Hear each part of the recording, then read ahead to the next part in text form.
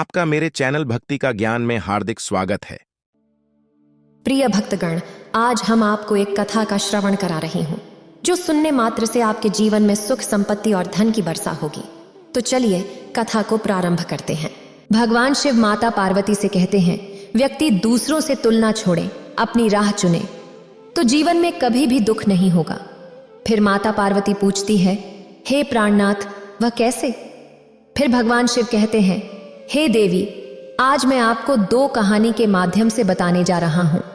आप इस दोनों कहानी को ध्यान से सुने और देखें। हे देवी, इस धरती पर हर किसी को यही लगता है कि उनके जीवन में जो दुख है वैसा किसी और के जीवन में नहीं है।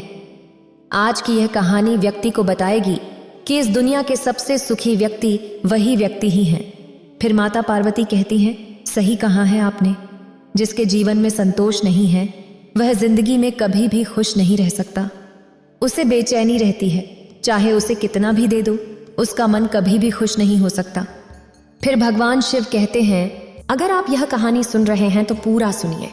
इस कथा को आधा अधूरा छोड़कर जाने की गलती मत करिएगा, क्योंकि इस पवित्र कथा को पूरा सुनने से मनचाहा फल की प्राप्ति होगी। इसलिए इस कथा को पूरा सुने। आप शिव भक्त हैं तो भोलेनाथ का अनादर ना करें। तो चलिए कहानी प्रारंभ करते हैं। एक समय की बात है। एक गांव में एक लड़की रहती थी। वह लड़की सुंदर नहीं थी और उसका कोई भी नहीं था। वह अकेले ही रहा करती थी। वह खुद ही मेहनत करती और अपने लिए 2 वक्त की रोटी का प्रबंध किया करती। यूं तो उसे 2 वक्त की रोटी मिल ही जाया करती थी, लेकिन फिर भी वह अपने आप से खुश नहीं थी। उसे दुनिया में सभी लोग सुखी नजर आते थे, सभी लोग खुशहाल नजर आते थे। यह देखकर वह खुद को कोसती और तरह तरह की बातें कहती। वह कहती थी, महादेव, आपने सभी को खुशहाल बनाया है, सभी को सुख दिया है, सभी को सुंदर बनाया है, तो मुझे क्यों नहीं? आखिर मैंने क्या किया था? मेरी गलती क्या थी? मुझे लगता है आप मुझसे कोई बदला ले रहे हैं। एक दिन वह अपने आप से नाराज और निराश होकर एक पेड़ के नीचे बैठी हुई थी और रो रही थी। तभी वहां से एक सन्यासी महात्मा गुजर रहे थे। उन्होंने जब उस लड़की को रोते हुए देखा तो वे उसके पास गए और पूछा, क्या बात है, तुम क्यों रो रही हो? लड़की ने जवाब दिया, हे गुरु, मुझे कोई प्यार नहीं करता, मुझे कोई पसंद नहीं करता, क्योंकि मैं काली हूं, मैं सुंदर नहीं हूं और मेरे रंग को लेकर लोग मेरा मजाक बनाते हैं। मेरा कोई नहीं है, मेरे पास तो धन भी नहीं है। इस दुनिया में हर कोई सुखी है, हर किसी के पास सब कुछ है, हर कोई अपना जीवन खुशहाली से जी रहा है। सबके पास सब कुछ है तो मेरे पास क्यों नहीं? आखिर मैंने क्या किया था? इसमें मेरा क्या कसूर है? क्या मुझे सुखी होने का हक नहीं? क्या मुझे अपना जीवन खुशहाली से जीने का हक नहीं? सन्यासी महात्मा ने उस लड़की की सारी बातें ध्यानपूर्वक सुनी और फिर उससे कहा, पुत्री, अगर तुम मुझे उस व्यक्ति से मिलवा दो जो अपने जीवन में सुखी है, तो मैं तुम्हें एक ऐसी चीज दूंगा जिससे तुम सुंदर और सुखी दोनों बन जाओगी। सन्यासी महात्मा की यह बात सुनकर लड़की बहुत खुश हो गई। वह तुरंत ही सन्यासी महात्मा से पूछती है, क्या सचमुच ऐसा हो सकता है? इस पर सन्यासी महात्मा ने कहा, हाँ, यह अवश्य ही हो सकता है। तब लड़की ने कहा, गुरुजी, अगर यह सचमुच संभव है तो मैं एक ऐसे व्यक्ति को जानती हूं जो बहुत सुखी है। मैं उसे अभी लेकर आती हूं, आप यहीं पर मेरा इंतजार करना। इस पर वह सन्यासी महात्मा उस लड़की से कहते हैं, जब तक तुम वापस नहीं लौटोगी मैं यहीं पर तुम्हारा इंतजार करूंगा। इतना कहकर वह लड़की दौड़ती हुई अपने मालिक के पास पहुंचती है, जो कि एक किसान है। उसने किसान से कहा, मालिक, आप मेरे साथ चलिए, मुझे एक सन्यासी महात्मा मिले हैं जिन्हें मैं आपसे मिलवाना चाहती हूँ। उन्होंने कहा है कि अगर मैं एक ऐसे सुखी व्यक्ति को उनके पास ले जाऊंगी तो वह मुझे सुंदर और सुखी दोनों बना देंगे। उस लड़की की आवाज सुनकर वह किसान दुखी होकर कहता है, मैं तुम्हें कहां से सुखी लगता हूं? इस पर वह लड़की जवाब देती है, मालिक, आपके पास तो सब कुछ है, आपके पास घर है, अच्छा खाना है, रहने के लिए अच्छा मकान है, आपका अपना परिवार है और धन भी है, तो आप दुखी कैसे हो सकते हैं? किसान जवाब देता है, अरे मूर्ख, मेरी फसल अच्छी नहीं हो रही है, उसके दाम भी अच्छे नहीं मिल रहे और राजा को लगान भी देनी है। मेरे पास तो अब इतने पैसे भी नहीं हैं कि मैं फिर से अच्छे बीज खरीद सकूं। इस बार बरसात में मेरी सारी फसल भी खराब हो गई थी। अब तो मेरे हालात और भी खराब हो गए हैं। ऐसे में मैं सुखी कैसे रह सकता हूं? जाओ, किसी और को ढूंढ लो जो सचमुच में सुखी हो। इस पर वह लड़की पूछती है, मालिक, तो आप ही बताइए, आपके हिसाब से कौन सबसे ज्यादा सुखी है जिसे मैं अपने साथ ले जा सकूं? किसान कुछ देर सोचकर कहता है, मुझे लगता है कि व्यापारी बहुत सुखी है। उन्हें ना तो फसल उगाने की चिंता है और ना ही फसलों की देखभाल की। उन्हें तो बस फसल खरीदनी होती है और वे उसे कहीं से भी खरीद सकते हैं। और तो और वे अन्य चीजों का भी व्यापार करते हैं जिनका मौसम से कोई लेना देना नहीं होता, और वे लोग हमसे कहीं ज्यादा धन भी कमाते हैं। लोग उनका आदर भी करते हैं। मुझे तो लगता है कि वही सबसे सुखी है। तुम उन्हीं के पास जाओ। वह लड़की अपने मालिक की बात सुनकर वहां से भागी भागी एक व्यापारी के पास पहुंची और उससे कहने लगी, मालिक, आप मेरे साथ चलिए। मुझे एक संत मिले हैं जिन्हें मैं आपसे मिलवाना चाहती हूँ। उन्होंने कहा है कि किसी ऐसे सुखी व्यक्ति को ले आओ जो सचमुच सुखी हो, और उसके बाद वह मुझे एक ऐसी चीज देंगे जिससे मैं सुंदर और सुखी दोनों हो जाऊंगी। उस लड़की की बात सुनकर व्यापारी दुख भरे शब्दों में कहता है, अरे, हमारे जीवन में कहाँ सुख है? चारों ओर से तो हमें दुख ने घेर रखा है। चोर लुटेरों से हमें सबका ध्यान रखना पड़ता है। व्यापार में भी बहुत घाटा चल रहा है, और तो और राजा हमसे अतिरिक्त कर वसूल रहे हैं, जिससे व्यापार करने में बहुत दिक्कत आ रही है। हमें सुरक्षा भी नहीं मिल पा रही। जीवन पर हमेशा कोई ना कोई संकट मंडराता ही रहता है। मुझे तो ऐसा लगता है कि मुझसे दुखी इस दुनिया में और कोई नहीं है। इस पर वह लड़की उस व्यापारी से कहती है, परंतु मालिक, आपके पास तो इतना धन है, इतनी जमीन जायदाद है, इतना अन्न है, रहने के लिए इतना बड़ा मकान और खाने पीने की हर प्रकार की सुविधा है। इसके बाद भी आप दुखी हैं। यह बहुत अजीब बात है। मुझे तो लगता था कि आप बहुत सुखी होंगे। खैर, कोई बात नहीं। कृपया करके मुझे कोई ऐसा व्यक्ति बताइए जो आपके हिसाब से बहुत सुखी हो, जिससे मैं उन सन्यासी महात्मा के पास ले जा सकूं। इस पर वह व्यापारी कुछ देर सोच विचार कर उस लड़की से कहता है,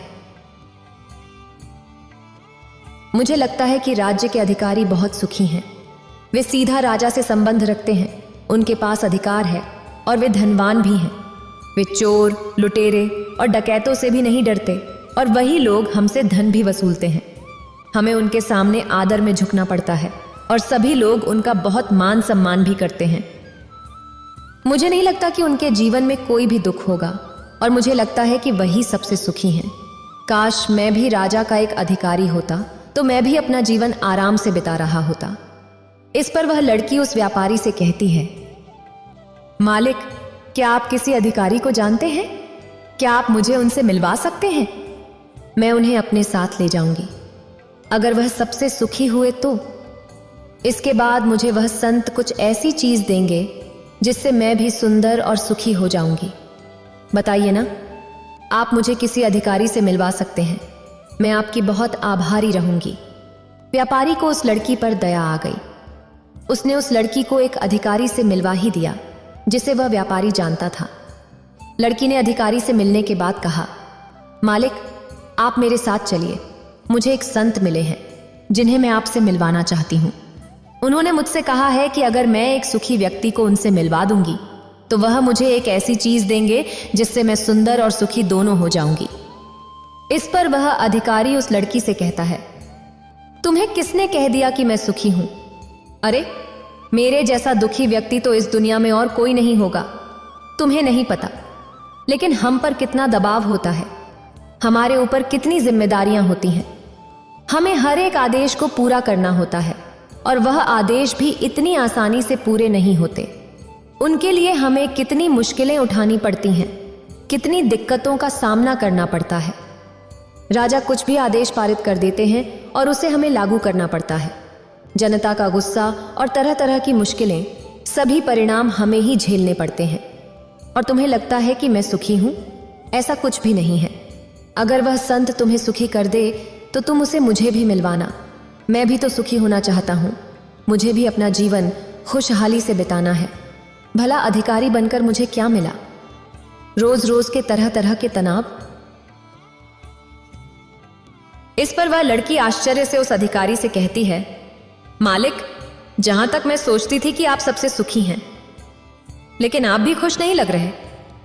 पर आपको क्या लगता है कि इस दुनिया में कोई ऐसा व्यक्ति है जो सबसे ज्यादा खुश है?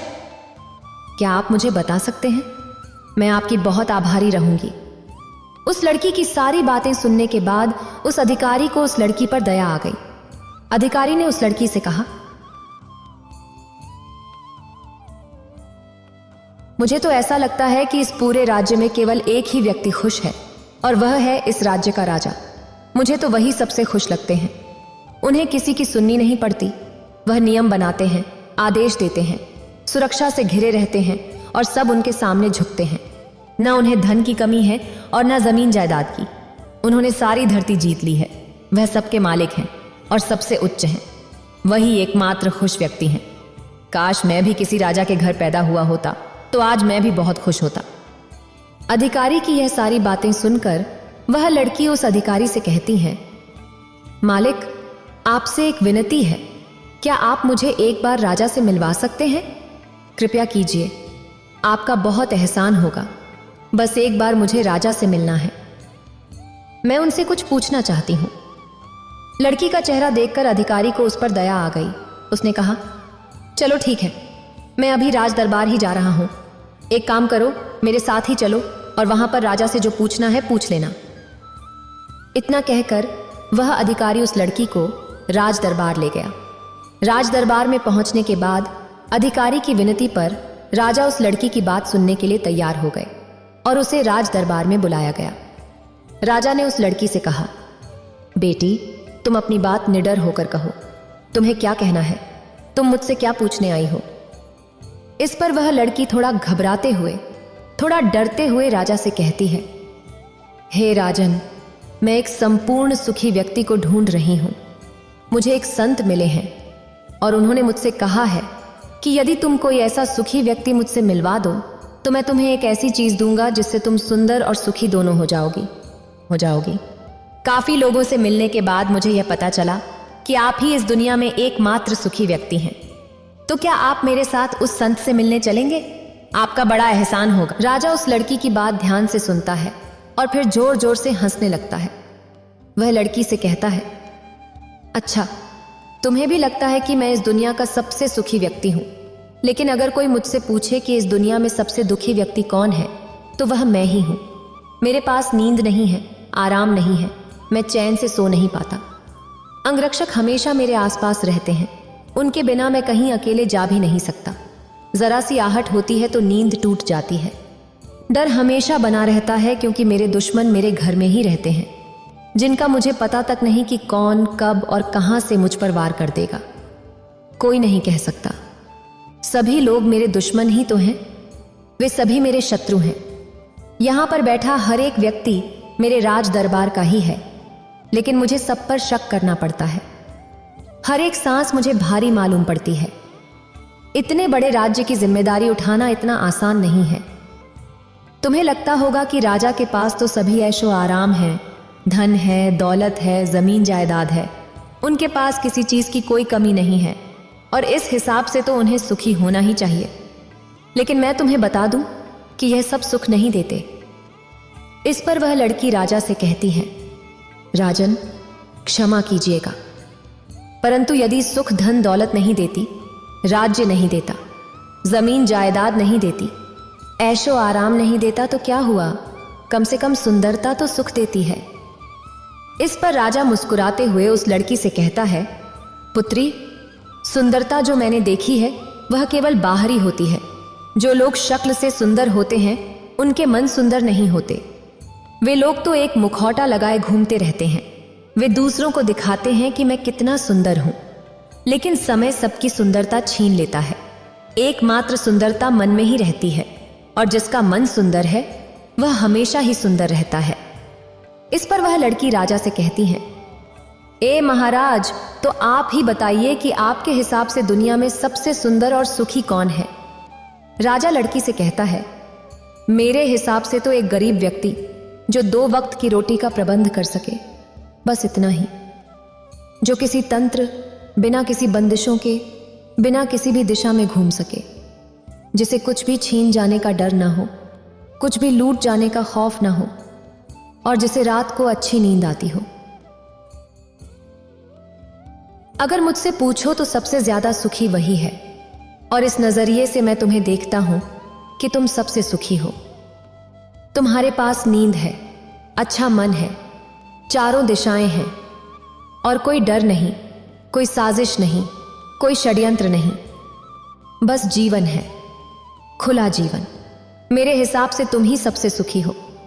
राजा की ये सारी बातें सुनकर एक पल के लिए वह लड़की सोच में पड़ गई, और तभी उसे एहसास हुआ कि वाकई में वह सबसे सुखी है, वही सुंदर है, और अब वह जैसी भी थी। उसे खुद पर गर्व होने लगा। पूरे दिन यहां वहां भटकते हुए आखिरकार थक हार कर, लेकिन संपूर्ण सुख लिए वह चेहरे पर मुस्कान लिए, प्रकृति से बातें करते हुए वह उन सन्यासी महात्मा के पास वापस लौटी और उसने कहा, हे गुरुवर, जब मैं यहां से गई थी तो मुझे लग रहा था कि मैं ही सबसे दुखी हूं और मैं ही सबसे बदसूरत हूं, लेकिन यहां से जाने के बाद जैसे जैसे मैं लोगों से मिलती गई, मुझे एहसास हुआ कि इस दुनिया में सबसे सुखी व्यक्ति तो मैं ही हूं। हां, यह बात और है कि मैं किसी सुखी व्यक्ति को आपके पास नहीं ला सकी, क्योंकि मुझे लगता था कि मुझे छोड़कर सब सुखी हैं, लेकिन बात तो कुछ उलटी ही हो गई। यहां तो मुझे छोड़कर सभी दुखी हैं। सभी को किसी न किसी चीज का डर है, कुछ न कुछ खो जाने का डर है, कुछ न पाने का डर है, खुलकर न मातब तने थी ता जी पाने का डर है। इस हिसाब से तो मेरे पास सब कुछ है। मैं खुशी से झूम सकती हूँ, गा सकती हूँ, जहां मन करे वहां जा सकती हूँ, और 2 वक्त की रोटी का इंतजाम करने के लिए मेरे पास ये हाथ और पैर भी हैं। मुझे किसी चीज का कोई गम नहीं। मेरे पास ऐसा कुछ नहीं जिसकी खोने का डर मुझे सताए। इस पर वह सन्यासी महात्मा उस लड़की से कहते हैं, पुत्री, आखिरकार तुम्हें वह सुंदरता और सुख मिल ही गया। अब से तुम सुंदर और सुखी हो। यह कहकर वह सन्यासी महात्मा वापस अपने आश्रम लौट गए, और वह लड़की भी अब जान चुकी थी कि वही सबसे सुंदर और सुखी है। अब उसे किसी बात का कोई गम नहीं था।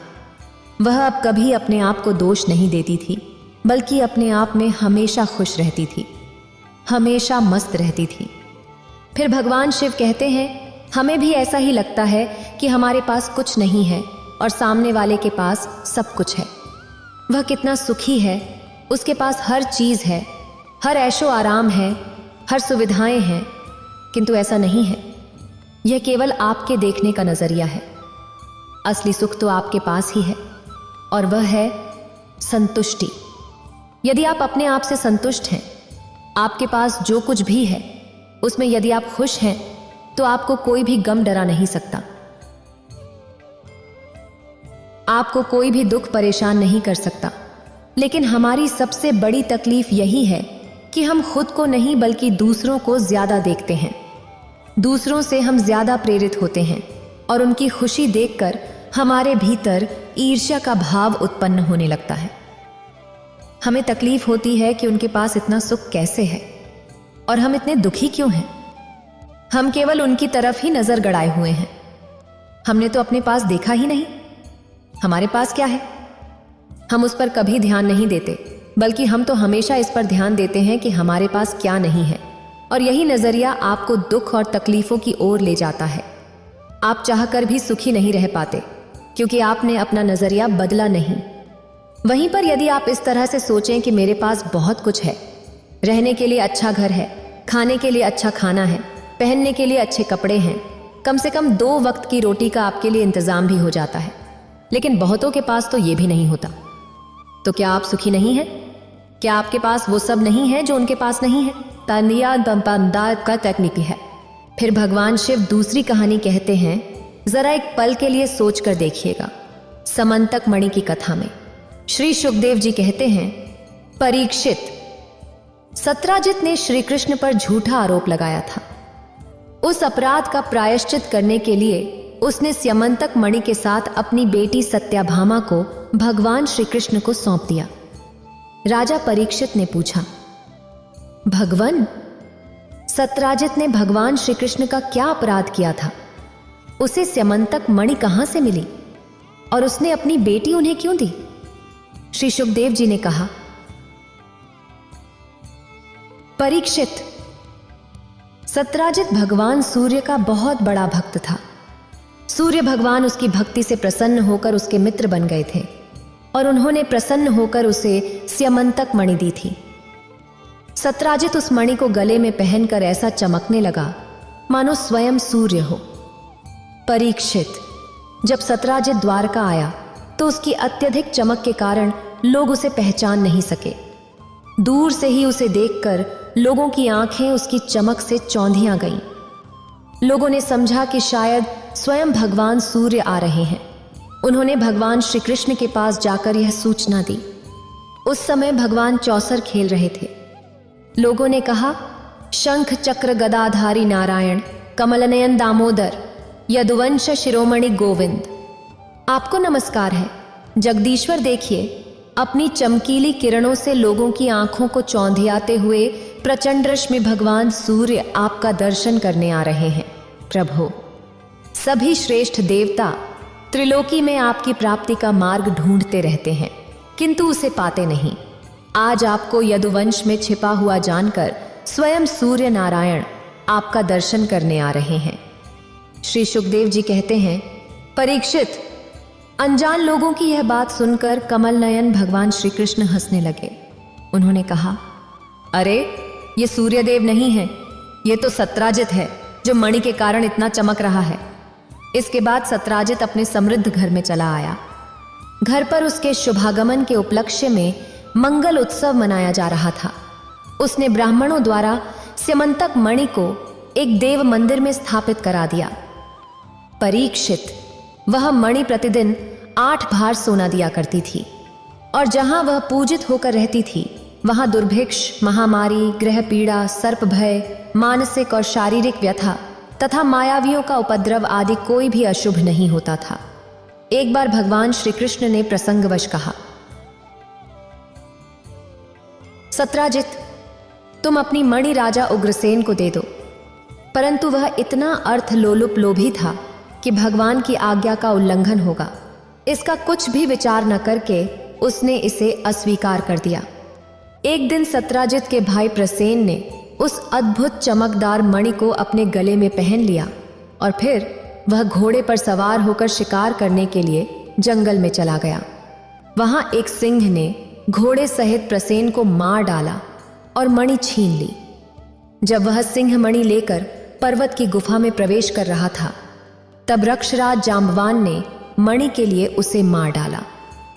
जांबवान ने मणि अपनी गुफा में ले जाकर अपने बच्चे को खेलने के लिए दे दी। जब प्रसेन वापस नहीं लौटा तो सत्राजित को बहुत दुख हुआ। उसने सोचा, शायद श्री कृष्ण ने ही मेरे भाई को मार डाला हो, क्योंकि वह मणि पहनकर वन में गया था। सत्राजित की इस बात से लोग आपस में बातें करने लगे। जब भगवान श्री कृष्ण ने सुना कि उन पर यह आरोप लगाया जा रहा है तो उन्होंने इस कलंक को मिटाने के लिए नगर के कुछ सम्मानित व्यक्तियों को साथ लेकर प्रसेन को ढूंढने के लिए वन में गए। वहां खोजते खोजते उन्होंने देखा कि घने जंगल में सिंह ने प्रसेन और उसके घोड़े को मार डाला है। जब वे लोग सिंह के पैरों के निशान देखते हुए आगे बढ़े तो उन्होंने देखा कि पर्वत पर एक रीछ ने सिंह को भी मार डाला है। भगवान श्री कृष्ण ने सभी लोगों को बाहर ही बैठा दिया और अकेले ही घोर अंधकार से भरी हुई रक्षराज की भयंकर गुफा में प्रवेश किया।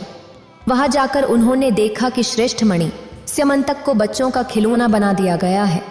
वे उसे लेने की इच्छा से बच्चे के पास जा खड़े हुए। उस गुफा में एक अपरिचित व्यक्ति को देखकर बच्चे की धाय डर के मारे चिल्ला उठी।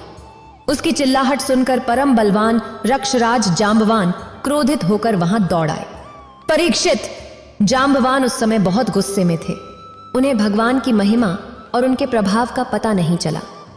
उन्होंने श्री कृष्ण को साधारण मनुष्य समझ लिया और उनसे युद्ध करने लगे। जैसे मांस के लिए 2 बाज आपस में लड़ते हैं, वैसे ही विजय की इच्छा से भगवान श्री कृष्ण और जांबवान घमासान युद्ध करने लगे। पहले उन्होंने अस्त्र शस्त्रों का प्रयोग किया फिर शिलाओं का, और तत्पश्चात वे वृक्ष उखाड़कर एक दूसरे पर फेंकने लगे। अंत में उनमें बाहुयुद्ध होने लगा। परीक्षित वज्र प्रहार के समान कठोर घूंसों की चोट से जांबवान के शरीर की एक एक गांठ टूट गई। उनका उत्साह खत्म हो गया और शरीर पसीने से लथपथ हो गया।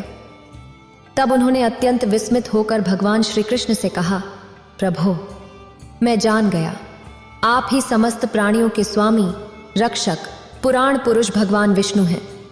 आप ही सबके प्राण, इंद्रिय बल, मनोबल और शरीर बल हैं। आप विश्व के रचयिता ब्रह्मा आदि को भी बनाने वाले हैं। बनाए हुए पदार्थों में भी सत्ता रूप से आप ही विराजमान हैं। काल के कितने भी हिस्से हों, उनके नियामक परम काल आप ही हैं, और शरीर भेद से भिन्न भिन्न दिखने वाली आत्माओं के परम आत्मा भी आप ही हैं।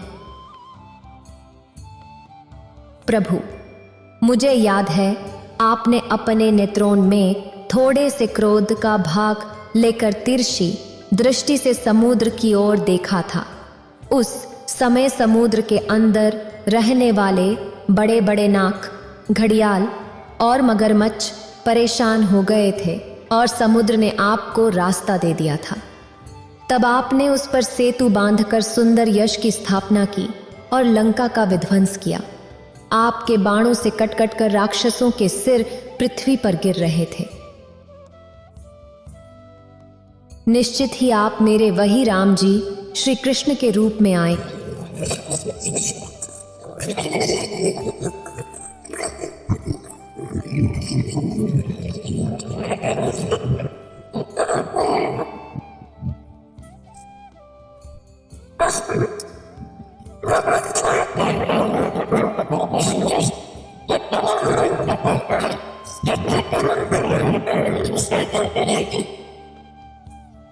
रक्षराज, हम मणि के लिए ही तुम्हारी इस गुफा में आए हैं।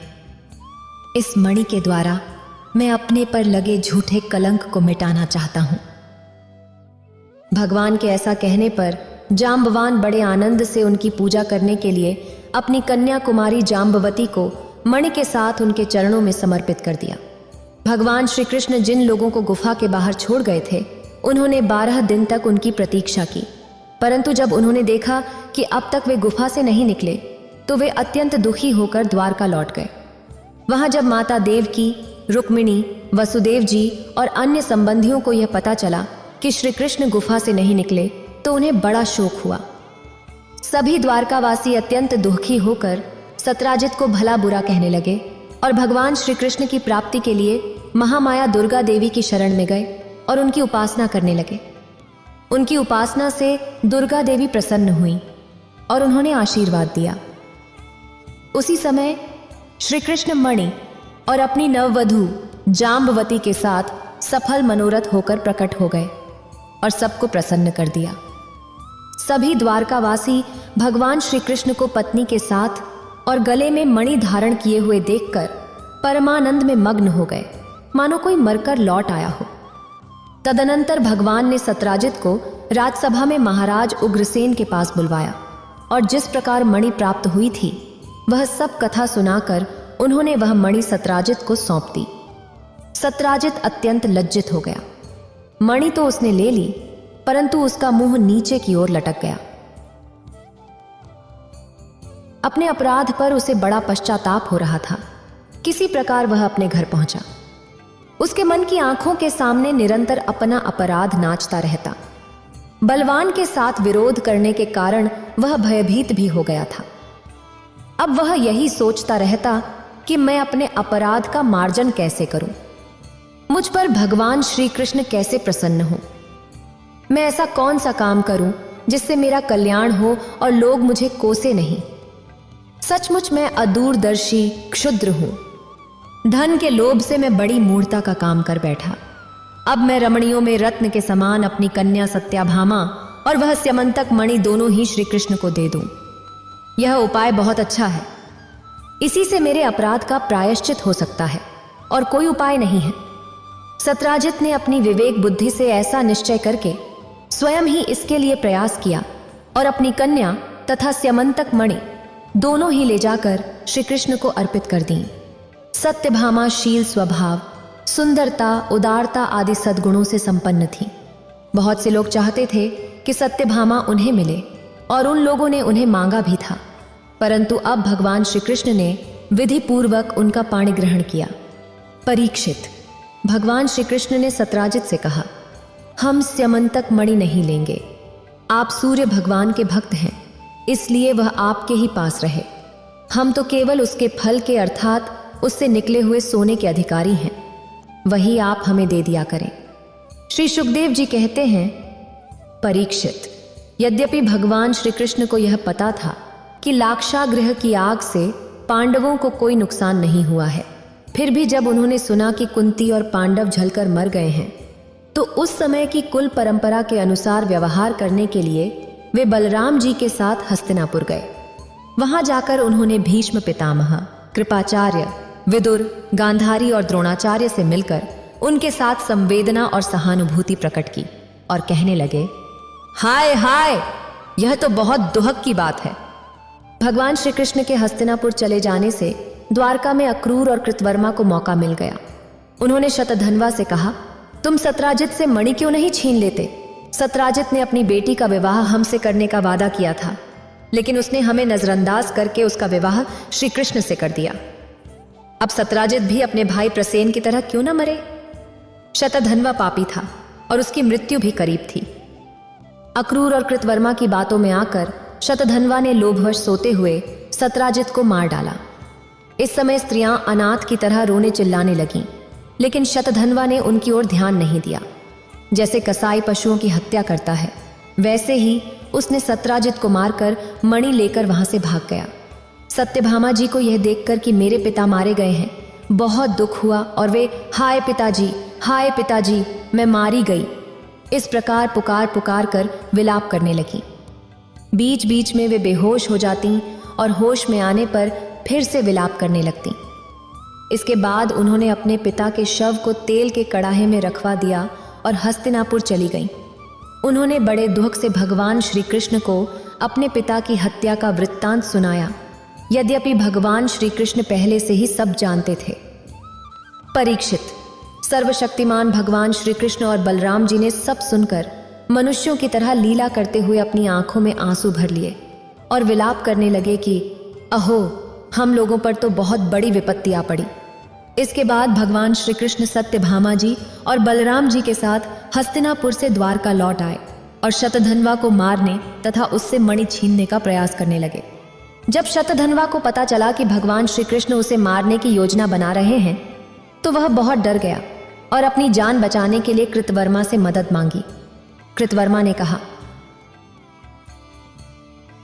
भगवान श्री कृष्ण और बलराम जी सर्वशक्तिमान हैं, मैं उनका सामना नहीं कर सकता। ऐसा कौन है जो उनसे दुश्मनी करके इस लोक और परलोक में सुरक्षित रह सके? तुम जानते हो कि कंस ने उनसे द्वेष करने के कारण अपना राज्य खो दिया और अपने अनुयायियों के साथ मारा गया। जरासंध जैसे वीर को भी उनके सामने 17 बार हारकर बिना रथ के ही अपनी राजधानी लौटना पड़ा था। जब कृतवर्मा ने उसे इस तरह से मना कर दिया, तो शतधन्वा ने अक्रूर जी से मदद मांगी। अक्रूर जी ने कहा, भाई, ऐसा कौन है जो सर्वशक्तिमान भगवान का बल और पौरुष जानकर भी उनसे दुश्मनी करे, जो भगवान खेल खेल में ही इस विश्व की रचना, रक्षा और संहार करते हैं, और जिनके इरादों को माया से मोहित ब्रह्मा आदि भी नहीं समझ पाते, जिन्होंने 7 साल की उम्र में, जब वे निरे बालक थे, एक हाथ से गिरिराज गोवर्धन को उठा लिया और जैसे छोटे बच्चे बरसाती छत्ते को हाथ में रख लेते हैं, वैसे ही खेल खेल में 7 दिनों तक उसे उठाए रखा। मैं तो उन भगवान श्री कृष्ण को नमस्कार करता हूं, उनके कर्म अद्भुत हैं। वे अनंत, अनादि, एकरस और आत्मस्वरूप हैं। मैं उन्हें नमस्कार करता हूं। जब अक्रूर जी ने भी उसे कोरा जवाब दे दिया, तब शतधन्वा ने स्यमंतक मणि उन्हीं के पास रख दी और 400 कोस लगातार चलने वाले घोड़े पर सवार होकर वहां से तेजी से भाग गया।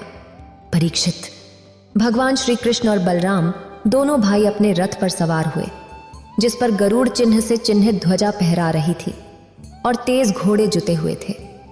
उन्होंने अपने श्वसुर सत्राजित को मारने वाले शतधन्वा का पीछा किया। मिथिलापुरी के निकट एक उपवन में शतधन्वा का घोड़ा गिर पड़ा तो वह पैदल ही भागने लगा। वह अत्यंत भयभीत था। भगवान श्री कृष्ण भी क्रोध में उसके पीछे दौड़े। शतधन्वा पैदल भाग रहा था, इसीलिए भगवान ने पैदल ही दौड़कर अपने तीक्ष्ण धार वाले चक्र से उसका सिर काट दिया और उसके वस्त्रों में स्यमंतक मणि को ढूंढा। परंतु जब मणि नहीं मिली तब भगवान श्री कृष्ण ने बड़े भाई बलराम जी के पास आकर कहा, हमने शतधन्वा को व्यर्थ ही मारा क्योंकि उसके पास स्यमंतक मणि तो है ही नहीं। बलराम जी ने कहा, इसमें संदेह नहीं कि शतधन्वा ने स्यमंतक मणि को किसी न किसी के पास रख दिया है। अब तुम द्वारका जाओ और उसका पता लगाओ। मैं विदेहराज से मिलना चाहता हूं क्योंकि वे मेरे बहुत ही प्रिय मित्र हैं। परीक्षित, यह कहकर यदुवंश शिरोमणि बलराम जी मिथिला नगरी में चले गए। जब मिथिला नरेश ने देखा कि पूजनीय बलराम जी महाराज पधारे हैं, तब उनका हृदय आनंद से भर गया। उन्होंने तुरंत अपने आसन से उठकर अनेक सामग्रियों से उनकी पूजा की। इसके बाद भगवान बलराम जी कई वर्षों तक मिथिलापुरी में ही रहे। महात्मा जनक ने बड़े प्रेम और सम्मान से उन्हें रखा। इसके बाद समय पर धृतराष्ट्र के पुत्र दुर्योधन ने बलराम जी से गदा युद्ध की शिक्षा ग्रहण की। अपनी प्रिय सत्यभामा का प्रिय कार्य करके भगवान श्री कृष्ण द्वारका लौट आए और उनको यह समाचार सुना दिया कि शतधन्वा को मार डाला गया, परंतु स्यमंतक मणि उसके पास नहीं मिली। इसके बाद उन्होंने भाई बंधुओं के साथ अपने श्वशुर सत्राजित की वे सब और्ध्वदेहिक क्रियाएं करवाईं, जिनसे मृतक प्राणी का परलोक सुधरता है। अक्रूर और कृतवर्मा ने शतधन्वा को सत्राजित के वध के लिए उकसाया था। इसलिए जब उन्होंने सुना कि भगवान श्री कृष्ण ने शतधन्वा को मार डाला है तो वे बहुत डर गए और द्वारका से भाग निकले। परीक्षित, कुछ लोग मानते हैं कि अक्रूर के द्वारका छोड़ने के बाद द्वारकावासियों को कई प्रकार की समस्याओं और विपत्तियों का सामना करना पड़ा। लेकिन जो लोग ऐसा कहते हैं वे पहले कही हुई बातों को भूल जाते हैं। भला यह कैसे संभव है कि भगवान श्री कृष्ण, जिनमें सभी ऋषि मुनि निवास करते हैं, उनके निवास स्थान द्वारका में उनके रहते कोई उपद्रव हो जाए? उस समय नगर के बुजुर्गों ने कहा, एक बार काशी नरेश के राज्य में वर्षा नहीं हो रही थी, सूखा पड़ गया था। तब उन्होंने अपने राज्य में आए हुए अक्रूर के पिता श्वफल्क को अपनी पुत्री गांधिनी ब्याह दी। तब उस प्रदेश में वर्षा हुई। अक्रूर भी श्वफल्क के ही पुत्र हैं और उनका प्रभाव भी वैसा ही है। इसलिए जहां जहां अक्रूर रहते हैं वहां वहां खूब वर्षा होती है और किसी प्रकार का कष्ट और महामारी आदि उपद्रव नहीं होते। परीक्षित, उन लोगों की बात सुनकर भगवान ने सोचा कि इस उपद्रव का यही कारण नहीं है। यह जानकर भी भगवान ने दूत भेजकर अक्रूर को ढूंढवाया और आने पर उनसे बातचीत की। भगवान ने उनका खूब स्वागत सत्कार किया और मीठी मीठी प्रेम की बातें कहकर उनसे संवाद किया। परीक्षित, भगवान सबके चित्त का एक एक संकल्प देखते रहते हैं, इसलिए उन्होंने मुस्कुराते हुए अक्रूर से कहा, चाचा जी, आप दान धर्म के पालक हैं। हमें पहले से ही पता है कि शतधन्वा ने आपके पास वह स्यमंतक मणि छोड़ दी है जो बहुत ही चमकदार और धन देने वाली है। आप जानते हैं कि सत्राजित के कोई पुत्र नहीं है, इसलिए उनकी बेटी के बेटे ही उन्हें तिलांजलि और पिंडदान करेंगे, उनका ऋण चुकाएंगे और जो कुछ बचेगा उसके उत्तराधिकारी होंगे। इस प्रकार शास्त्रों के अनुसार स्यमंतक मणि हमारे पुत्रों को ही मिलनी चाहिए, लेकिन वह मणि आपके पास ही रहे क्योंकि आप बड़े व्रतनिष्ठ और पवित्रात्मा हैं और दूसरों के लिए उस मणि को रखना बहुत कठिन है। लेकिन हमारे सामने एक बड़ी समस्या ये है कि हमारे बड़े भाई बलराम जी मणि के संबंध में मेरी बात का पूरा विश्वास नहीं करते। इसलिए महाभाग्यवान अक्रूर जी, आप वह मणि दिखाकर हमारे मित्र बलराम जी, सत्यभामा और जाम्बती का संदेह दूर कर दीजिए और उनके हृदय में शांति का संचार कीजिए। हमें पता है कि उसी मणि के प्रभाव से आप लगातार ऐसे यज्ञ करते रहते हैं जिनमें सोने की वेदियां बनती हैं। परीक्षित, जब भगवान श्री कृष्ण ने इस प्रकार सांत्वना देकर उन्हें समझाया तब अक्रूर जी ने वस्त्र में लपेटी हुई सूर्य के समान चमकदार वह मणि निकाली और भगवान श्री कृष्ण को दे दी। भगवान श्री कृष्ण ने वह स्यमंतक मणि अपने जाति भाइयों को दिखाकर अपना कलंक दूर कर दिया और उसे अपने पास रखने में समर्थ होने पर भी पुनः अक्रूर जी को लौटा दिया। सर्वशक्तिमान और सर्वव्यापक भगवान श्री कृष्ण के पराक्रम से भरा यह आख्यान सभी पापों, अपराधों और कलंकों को दूर करने वाला और परम मंगलमय है। जो इसे पढ़ता, सुनता या स्मरण करता है वह हर प्रकार की अपकीर्ति और पापों से मुक्त होकर शांति का अनुभव करता है। इतना कहकर भगवान शिव इस कहानी को समाप्त करते हैं। अगर आपको ये वीडियो अच्छी लगी हो तो लाइक करें और शेयर करें और मेरे चैनल भक्ति का ज्ञान को सब्सक्राइब करें। आपका धन्यवाद।